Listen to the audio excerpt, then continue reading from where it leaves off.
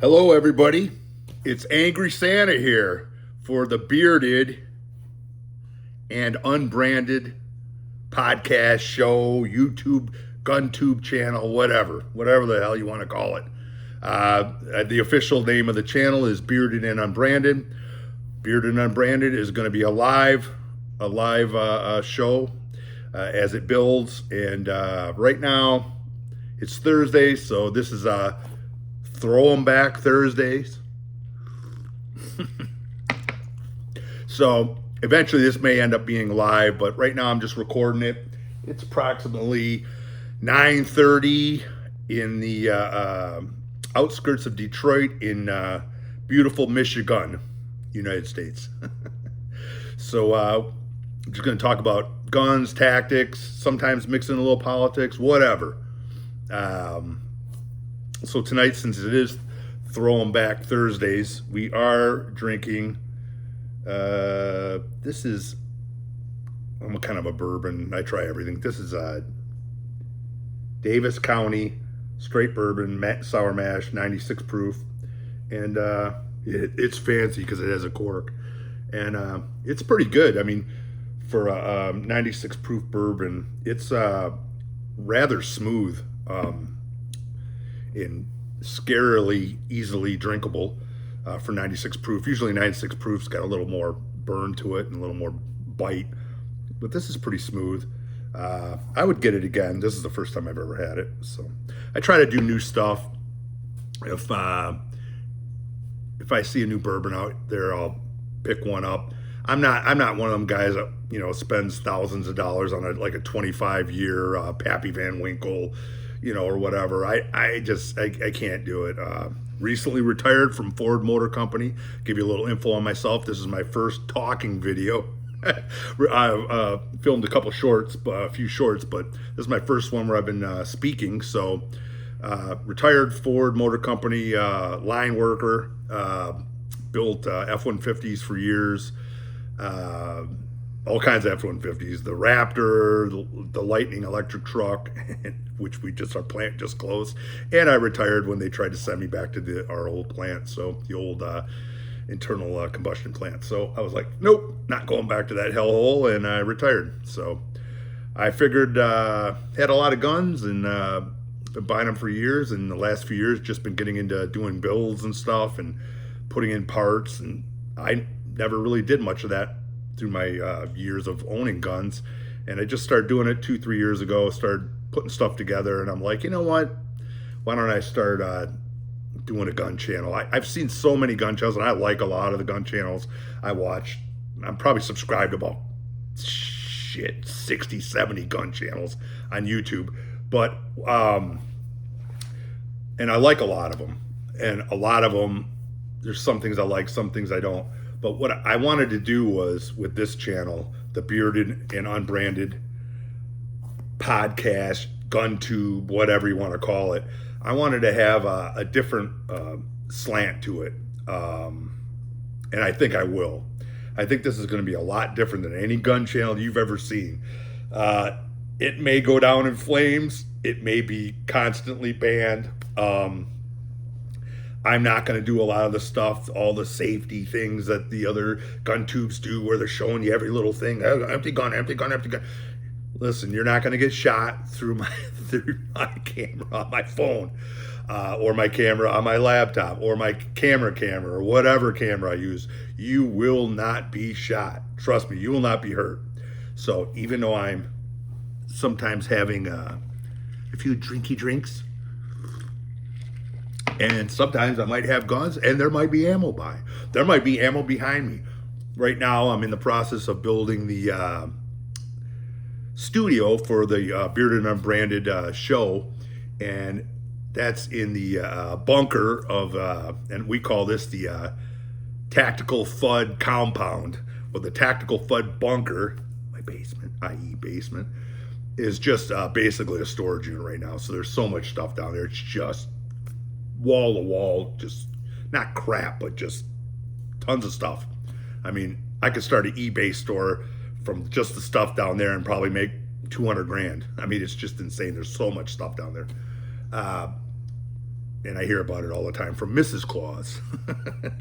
Mrs. Claus, she's over there sitting there twiddling on her computer. Yeah, she's been pushing me. So I said this will be a way do this show. Once I start doing this, I know it'll give me the impetus to clean that basement up, which is gonna be a project, because I've got stuff to build. I got gun safes to build, or cabinets, locking cabinets, shelves. There's so much stuff to do down there. So much stuff to put up, so much stuff to clean up, and it's just gonna be a kind of a nightmare to do it all. So, and I'm lazy, and since I retired, I've even gotten more lazy. So not only do I have to clean that up, I have to clean up my closets. So that's holding it up. And I also have to clean up the garage, which the garage is almost the same way. We couldn't fit a mini bike in that damn garage. There's nothing else that's gonna fit in that garage. And it's like a 2-car garage, but it's just packed too. So, you know, good news is I got a lot of guns. I got a lot to talk about. And on shows like, I'm gonna do a thing called Tactical Fudd Tuesdays. I'm going to talk about fat old guys who, you know, are not operators. We're not black ops guys. I was in the military. I was in the Air Force years ago. Got out right before, not Desert Storm, but Desert Shield. Was supposed to go over to Dhahran, Saudi Arabia, in a mobile comm unit. I was in communications, wideband tech, 304XO. And I got out right before that. Luckily, I got the call back. They said you're going to be called back in. I was still on 4 years of inactive duty, but they never they sent me the letter saying you will be called back for this war, but I never did officially get the call. So luckily, I dodged that. And you know, part of me is like, you know, my dad was in Vietnam. You know, he's a war hero from there, and you know, part of me is just I've never had my war. You know, what's my war? My war is now. So, you know, I've been kind of a conspiracy theorist through the years. Used to do a blog talk radio show called Blisterfish, and me and my partner, a buddy of mine, we did kind of a call-in talk show, politics mostly. It wasn't not too much about guns. We talked a lot about liberals need to start buying guns, though. This was back in 2010 to like 2014, 15. It was right when Donald Trump announced he was running for president. That was when we stopped the show. Right after that, we were just like, we can't take no more of this. We're done. I mean, we were bitching about Obama. We called him Obama, the Clintons. I mean, so, you know, it just got worse. And we just, our nerves couldn't take it anymore. Plus we would drink the whole time, the whole show. And the shows were like 2 hours long. And my liver couldn't take it anymore. So, but it was a great show, great time. Love those shows that we did. And that was a podcast, but radio format call-in show. And we had some cool callers and stuff. And that was good times. But anyways, I had that whole, and once missing kind of wanted to do something. And I'm like, I got all these guns. I'm like, I really don't shoot a lot. I'm not a big range guy. Like I said, I'm not a big tactical guy. I don't go to all the classes. I don't go to that. But I have some tactical thinking. I think about things. I think about, like, what if this happened? What if you know, the whole, you know, government collapses? What about this? What do we do here? What would be the best thing to have? What, you know, just thinking about things like that all the time. Not so much a prepper, kind of a little bit a half-ass prepper, lazy prepper. That could be the name of the Lazy Prepper Saturdays, whatever. That could be a name for another show. But just like, what could you do? And I just, through the years, since probably 1999, been picking up, you know, prepper stuff, and, you know, just threw away my 25-year box of food. That went bad, you know, it probably was still fine, but it just, you know, it went past the expiration date. So I was that guy, bought the food, bought the water, all that kind of stuff. Never had a lot of firearms, though, for years. My first handgun I ever bought was in 2014. We had moved to Detroit in 2012, Detroit proper. We were in a really nice neighborhood in there, but we were surrounded by some bad neighborhoods. Well, I wanted to get a concealed carry permit because we had gotten concealed CPL licenses. What do you call it? not will provide, I can't remember what they call it, will issue CPLs. Before you couldn't get them for a long time, before like the early 2000s. Well, they had made it easy, and I was like, you know what? I'm living in Detroit. I'm driving around Detroit. I need to get me a pistol. I had a shotgun, a couple shotguns, 22 rifle. That's all I had, up to like, late 30s, early 40s, really. That's all I ever had in my life. I had a shotgun I bought when I was 21, a pistol grip, the Persuader, Mossberg 500. I had that, and another I don't know what shotgun it was. Just some single shot hunting shotgun. I can't remember what it was. I got rid of it so long ago. And a 22 rifle, Ruger 1022. So that's all I had, and I did not have a pistol. And Springfield had just came out with their Mod 2, and I bought their short subcompact double stack Mod 2 9mm, and it was good and everything. And I had the grip safety on it, and they had the grip zone grip zone. Shout out to Spin. Yeah, that was a funny. It was a good gun. I never had any problems with it. Never jammed. Springfield is, a lot of people don't like the company, but man, they put out some good ass guns. So, I'm a Glock. I gotta admit it. I'm a recent Glock tard, a Glock fanboy, whatever you want to call it. I'm recently, and I'll go into that story. Probably not now. I'm going to try to wrap this up. I don't want to get this video real long, but I got bought a lot of Glocks in the last year, a lot. When I heard all those different models were getting discontinued, all I ever had was a Gen 4 G17. It was OD green frame. It was okay, but I never shot it a lot. I hated the trigger on it. The trigger was absolutely terrible. One of the worst Glock triggers I've ever, worse than Gen 3, Gen 5s. People say Glock triggers are bad. Some of them are bad, worse than others, badder than others. Have another one, Blanche. I think I will. But anyways, Gen 4, this Gen 4 trigger was just, it wasn't good.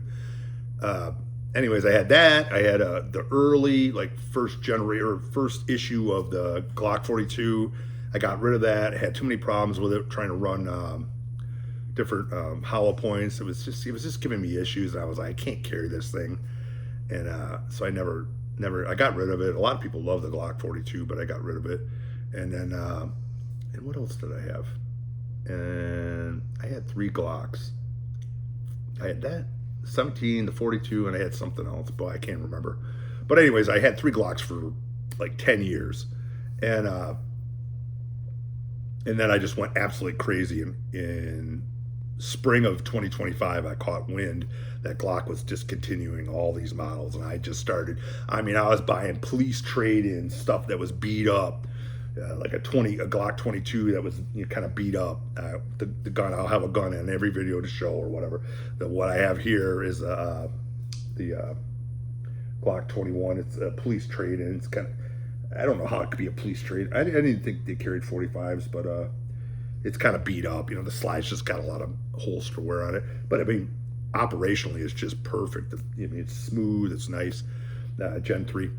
And so I got that, and I just became a Glock fanatic. I bought a ton of them over the last year, and I think it was a smart investment. I think some of them are never coming back. They said the Glock 26, 27's never coming back. Glock 29's never coming back. All the 357 SIG Glocks are never coming back. The Glock 40's not coming back. Oh my God, there's a bunch of them not coming back. I can't remember all of them. There's a long list. They're only bringing back about 10 or 12 of the old 30 models of Glock. They're only bringing about 10 or 12 back in the Gen 6. So, excuse me. Yeah, you hear rumors that they may come out with a 26X or 27X, but not 27X, just 26X. I think that's the only thing. That's a rumor. But the Glock 21 is coming back out in Gen 6 with the better grips and this and that. Not better trigger though. That'll be another video. I got something to say about that the Glock 6 trigger. I don't like it. Okay. I don't know what else to talk about. Anyways, I got to show a gun in every video, or it won't be a gun channel. Probably get into a little more political stuff. I am a liberal. I started out more libertarian, like probably my early years, my 20s, I was more libertarian. And through the years, I became more and more and more liberal. But liberal, I think, in a good way. Like, I believe in liberty, freedom. I believe in a lot of libertarian principles, but I also believe in a lot of progressive liberal principles. You know, I agree with a lot of Bernie Sanders, in, you know, a lot of the progressive, what they want to do for people and to help people. And, you know, hey, and I also believe in the Second Amendment. So here we go. We got ourselves a used, I bought this last summer, I believe, Glock 21. It's not the short frame, so it's the thicker frame. Got a TRL 1 HLX stream light. These lights are pretty nice. They're pretty, I want to flag myself. This is loaded, but it's not chambered. Now it's going to have to be get used to, you guys. I'm not going to be showing everything's empty all the time. I'm going to have a segment called "What's Pointed at Santa's Sack," and it's going to be, I carry an appendix 99% of the time.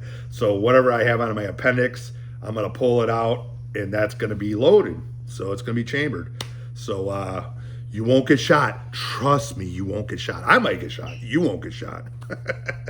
But anyways, it is loaded with, I don't even know what this is. It's, I think these are gold dots. I don't know. I'd have to get my readers on and out to look, but it's, you know, Glocks are just incredible. Handle it grips, you know, the grips suck, you know, Gen 3, Gen 4 grips suck. I don't mind the finger grooves. I'm one of those people that I don't mind the finger grooves. I like them.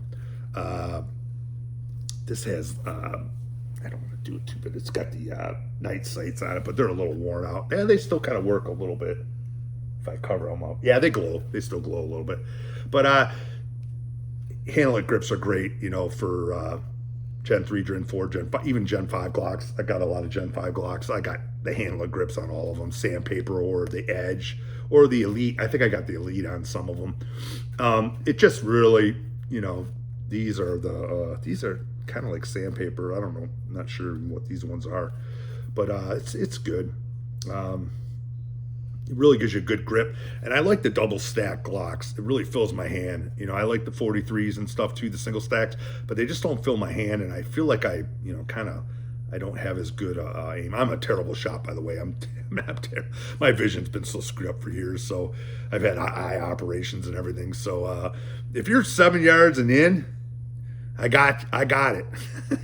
When you start getting 10, 15, 20, 25 yards with a pistol, especially something that I'm not used to or something that I don't shoot hardly ever. No, I'm not that good.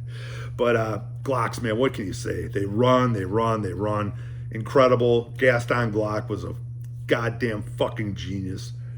Not even a gun maker. I mean, go watch a documentary. They got a documentary on YouTube. It's about a half hour long on Gaston Glock and his beginnings. And what an incredible, you know, just amazing, great documentary too. This is great. I mean, a 21. I think the 45 Glocks to me are some of my favorite Glocks. I love the Glock 30S. I mean, that thing is just, I just love it. I mean, it's, to me, it almost shoots smoother than the damn big ones. I've got the 41, the thin slide 41, and it's a Gen 4, but it's got MOS on it, and so got a red dot on it. That thing's sweet. You know, I like the 45s. And anyways, yep, Glock. You know, just freaking crumble. You know, it's got that holster wear and stuff on this one, but you know, I got it fairly cheap. I can't remember what it was. I know we're not supposed to talk about how much stuff costs, but I think it was like out the door it was like 450 Scooby snacks. And anyways, it was one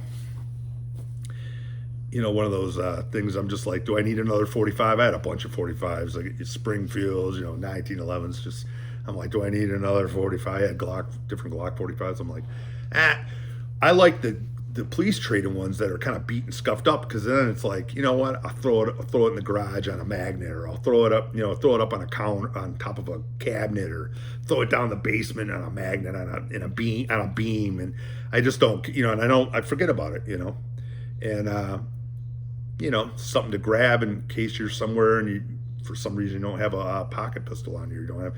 I usually walk around with a little pocket pistol on me in my house around the Tactical Fudd compound, and that's another thing about tactics we'll talk about. Should you carry at home?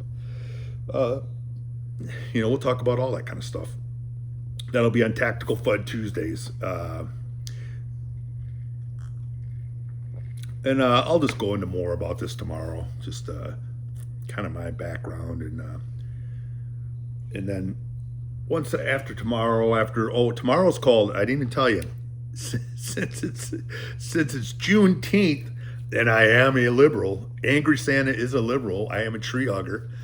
We are calling it Antifa Fridays until football season. Then it might change to Football Fridays, because I'm a big Lions fan, big University of Michigan fan. So I might even talk about football a little bit on Fridays. Just have a 5-minute section about football, because the Friday shows will probably be the longest format shows. That show, I'm just gonna, if I go 45 minutes, I'm going 45 minutes. If I go an hour, I'm going an hour. If you stick with me, you need to get a life. If you're watching me for an hour, you might need to find a hobby. But we can have fun, as the channel builds, and we get a chat going, and get some chats and emails and stuff, and I can answer questions or whatever. I think I got a lot to give. I've learned a lot in the last 12 years. Since 2014 is really when I became a gun guy, and since 2014 I've learned a lot of stuff. But I'm not an operator. I'm not like the Pew View guy where I'm shooting from throwing a washer up 30 feet in the air and shooting through the friggin' hole in the washer and doing trick shots like that. I can't do that stuff. My vision's terrible. I'm in my late 50s. It is what it is. I'm just not like that. I probably won't have a lot of shooting footage on this channel. I might, record some at the range. I don't go to the range a lot. I hoard ammo. I do. I try to keep as much ammo, and especially when things start getting bad. I'm like, I'm not going to go blow through 600-700 rounds of 9mm in a range trip and then have to go out and buy more. The prices are coming down a little bit on a lot of stuff, but I have like every caliber. I mean, I got a stock of 5.7, 223, 300 blackout. I got a lot of calibers, and I don't do a lot of big hunting rifle calibers. I don't do anything like that. It's all basic, handgun calibers, and I got a lot of 357 SIG, all that. So I'll show some builds. I'll tell you how I did my builds, and how I slowly learned. I'm just at the point now where, literally 2 years ago, I started just putting mounting red dots on pistols. I mean, I have not done anything. I'm just now starting to put triggers in pistols, drop-in triggers, and FRTs and stuff like that. I just started doing this stuff, literally in the last couple of years. So I'm no expert. So don't, anything I say, challenge me in the comments, question me. And if I'm wrong, let me know so I can correct myself, because I don't want to tell other people. But I'm going to just say how my path was, how I got the collection I got, and how through the years, how I just learned things. Because 10 years ago, I didn't know jack shit about anything, and I was buying guns. But I was, I made some bad choices. I made some great choices. I made some bad choices getting rid of some guns. That now that I'm like, why did I get rid of that? That is so stupid, So maybe I can help you avoid some of the missteps I took and we can learn together, as we go. And I can talk about good budget stuff. I've had a lot of budget firearms, cheap firearms that work good, cheap firearms that are terrible. I've got some expensive firearms, some more high-end stuff. So, can talk about, is it really worth it? Do you really need it? What do you really need, depending on what your reason for owning guns are. Are you a collector? Do you want to have nice stuff? Do you want to have good range toys? Do you want to do competition shooting, which is not me, but I have a couple guns that are competition worthy, for shooting that kind of stuff. I like a lot of the lever guns, single action revolvers, stuff like that. That's cool. The Old West stuff. I think that's, that to me is like fun stuff, and that's not for tactical Fudd. But, some lever guns can be, we'll talk about that. That'll be another video. Tactical Fudd lever guns. Can they be tactical in a Fudd kind of way? Yes. So I'm getting close to a half hour here. I'm going to try to wrap this up. But anyways, hope you guys, somebody sees this, and I've seen a few likes and reposts and a few views, handful of views out there. So if you guys like this, and you want to go on me with this journey and of the Beared and Unbranded pod, YouTube gun channel, and like as they always say, like, share, and subscribe. You don't have to, but it'd be cool. I'd like to. One thing I will tell you, I will never be bought out. They can't buy me. If I do a review of a new gun or a review of a product, a firearm related product, I will give you my honest opinion. I do not take no money from any sponsors. Nobody sponsors me. Nobody buys me nothing. Nobody sends me any guns. Everything I bought with my own money. So I cannot be bought. And I'm not trying to get monetized with these videos. So that's why I'm not worried about unloading everything every single time. Yes, unload your guns when you're cleaning them, and when you're around people. Do not be drinking alcohol and having loaded firearms around. I am a professional. Do not do what I do at home. So yeah, follow your local gun laws, follow your safeties. This channel is gonna be kind of wild. I'm gonna tell you right now, it's not gonna be anything like any gun channel you've ever seen. So, and I'm not shitting on any gun channels. I like them all. I like a lot of them. I like all the Suches and the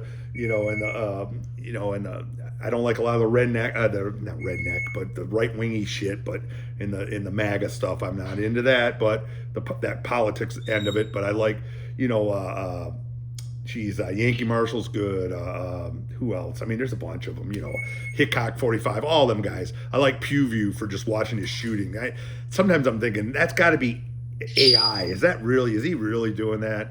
And then the one guy I like too is that it ain't bad. That ain't bad. That guy, he's good. He's good too. But the Pewview guy on the shooting, like the trick shooting, is just insane. All the 22 Plinkster, all that stuff. I watched what's his name for years. I can't think of his name. I'll think of it tomorrow. But anyways, you guys have a good evening. I'm gonna finish this one up here. Stick around. It's only gonna get better. Cheers. Angry Santa out. Throw down. Throw them back Thursdays. Don't forget. Usually about 9 to 9:30 p.m. on your bat channel. The same bat time.